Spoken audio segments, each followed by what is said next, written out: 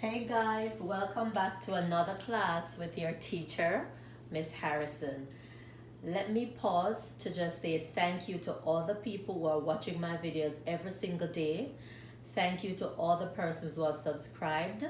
And for those of you who have not subscribed yet, remember, when you're watching, please subscribe and give me a thumbs up to show that you like the videos. All right, so today we are going to be talking about subject-verb agreement. And before we can delve into that, we need to talk about what is the subject and we need to review what is a verb. Now, the subject of the sentence is who or what the sentence is about. That is called the noun part of the sentence. And a noun is the name of a person, an animal, a place, or a thing. So the subject part of the sentence is the noun part, or who the sentence is about, or what the sentence is about.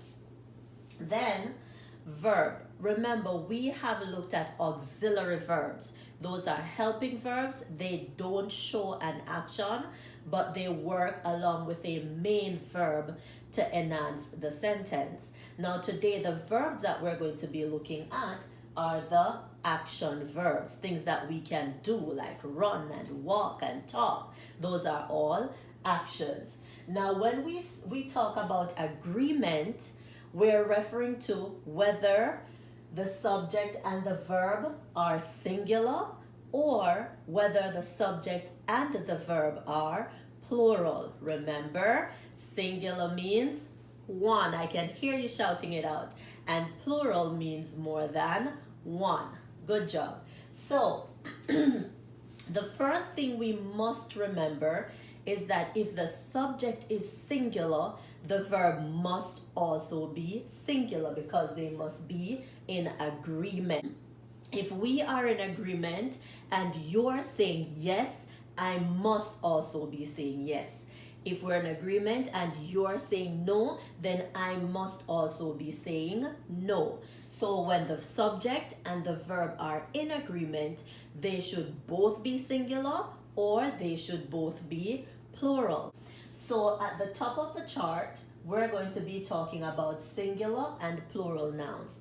Then at the bottom, we're going to be talking about singular and plural verbs. Guys, pay attention because it can get a little tricky.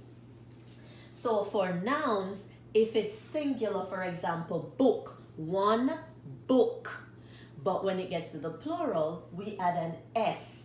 So it's more than one books, 2 books, 3 books.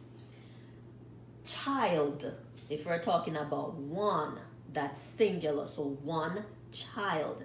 But once we're talking about 2 or more, which means plural, it becomes children. So one child, more than one children. Then we have man, which is also irregular. One man with an A in the middle, but if we're talking about more than one, we say men. So this A changes to E. Talk about mango. One mango, more than one mangoes. But look at the end, we did not simply add an S, we add an ES. And then for lady, look at what we did. We changed that Y to I, and then we add ES.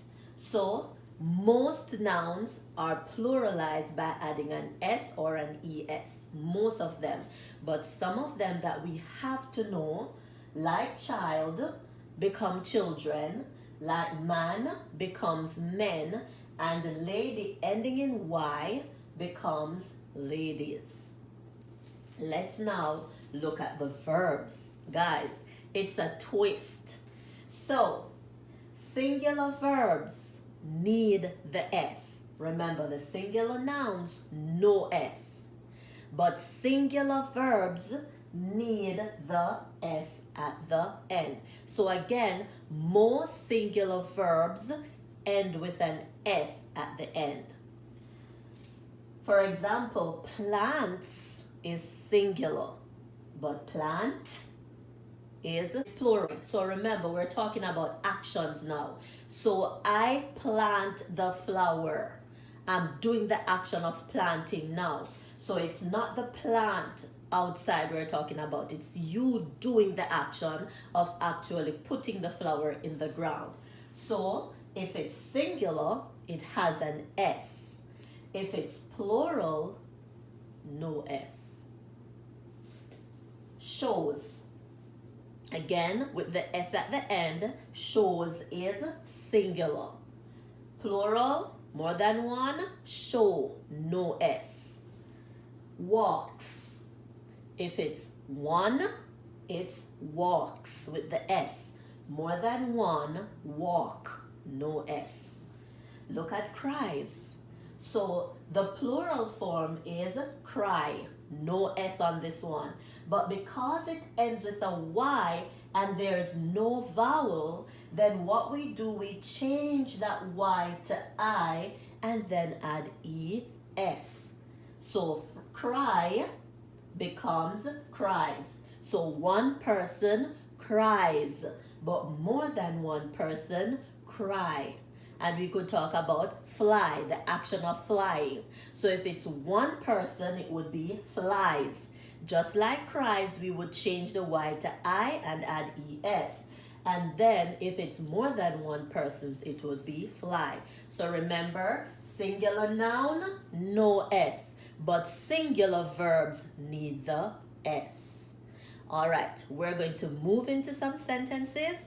And let's see if we can figure out what the subject is and then see if we need a singular verb or a plural verb. So sentence 1 says, the teacher come or comes to school early every day. So let us look at the subject. Who is the sentence talking about? It's talking about the teacher. The teacher refers to one. So that means it is singular. Now if the subject is singular, it simply means we need a singular verb. Remember, come is the verb. It's plural without the S. Comes with the S is singular. So the teacher comes to school early every day. So remember, singular noun, no S. Singular verb, we need the S. Let's look at 2. Our dogs like or likes bones. What is the subject? The subject is our dogs. Dogs. Are we referring to one dog or more than one dogs? More than one. So our subject is plural. If our subject is plural, we need a plural verb. Can you figure out which verb is plural? Let me see if you can figure out which verb is plural. Aha! I heard you say like is plural and likes is singular. You're correct. So if like is plural, then our answer is like. Our dogs like bones. But if we had said our dog, one dog, it would be likes bones. Let's look at 3. The cost of these houses shock or shocks me. Now pay attention to this. Don't be tricked by this. Don't be tricked by these houses. The subject is the cost. It is the cost that either shock or shocks them, not the houses. The cost of the houses. So don't be tricked by this little part of the sentence. So the cost, is it one cost or is it more than one cost? It is one. So the subject is singular. Now, when the subject is singular, let me hear you. The verb must also be singular. Good job. So the cost of the houses, shock is, say it, plural, and shocks is singular. Good job. So the cost is singular, so we need shocks, which is singular. The cost of these houses shocks me. Now guess what, guys? It's your turn. Let's go. Number 4. I take or takes my dog for a walk daily. Remember, talk to your neighbor, talk to your family member, whoever is there with you, or just shout it out or write it down. Go ahead. I take or takes my dog for a walk daily. Go ahead. All right, let's do 5.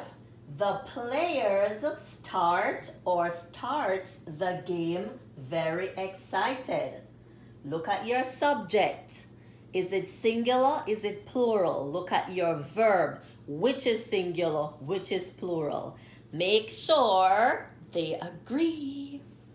All right, 6. The coach appears to be very upset with the team. Look at your subject, look at your verb. Singular subject, singular verb. Nouns are the subject that end with S, they are plural. The verb that ends with S, they are singular. You have to remember that little trick. Don't let it get you. All right, let's go to 4. I. If I say I'm referring to me and I'm one person, right? But always remember that the pronoun I or the word I always take a plural verb. So to every rule, there are exceptions and we have to learn those exceptions. So even though I is referring to just me, one person, it takes a plural verb. So I here, the subject is plural. Take is plural. Takes is singular. So I take my dog for a walk daily. You know you need to tap yourself. Praise yourself, guys. When you're doing well, don't wait on anyone to praise you. Praise yourself. All right. The players starts the game very excited. The players, that's the subject. And I know you said that it is plural. Good job. So start is plural and starts is singular. So if the players is plural, then we need the players start the game very excited. I'm excited to see you learn. All right. Last one. The coach appears to be very upset with the team. How many coach? Did you say one? Of course. One coach. So that's singular. Now, if we're only talking about one coach, our verb must also be singular. So you tell your neighbor, appear. Is it singular or is it plural? Of course, it is plural.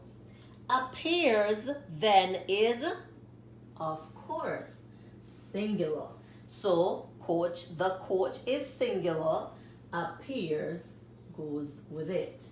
The coach appears to be very upset with the team. So remember, guys, it's quite simple if you can remember that most nouns form their plural with an S. Remember, it's not every single one of them. So child, children, those are different.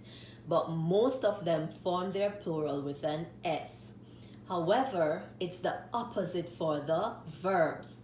Most verbs form their singular, the singular form of the verb as the S. So nouns singular, no S.